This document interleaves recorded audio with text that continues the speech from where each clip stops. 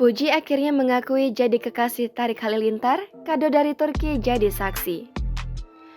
Hubungan Fuji dan adik Atta Halilintar, Tarik Halilintar, tengah menjadi perhatian publik. Fuji akhirnya mengakui bahwa ia adalah wanita satu-satunya yang ada di hati Tarik Halilintar.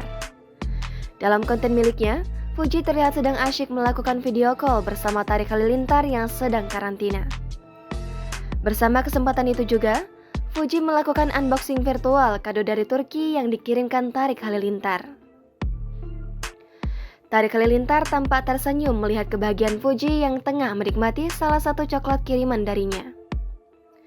Fuji dan Tarik Halilintar kemudian saling menggoda dengan mengatakan tipe pasangan mereka. Adik Bibi Andriansyah itu lantas menanyakan kemana perginya Tarik Halilintar yang tiba-tiba menghilang saat video call malam sebelumnya.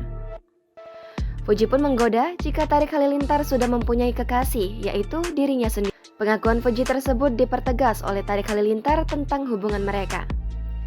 Adik Atta Halilintar itu kemudian membuat pengakuan mengejutkan tentang kepribadian yang dimiliki Fuji. Di akhir video, Fuji meminta Tarik Halilintar berdiri untuk memperagakan emoji hati secara virtual.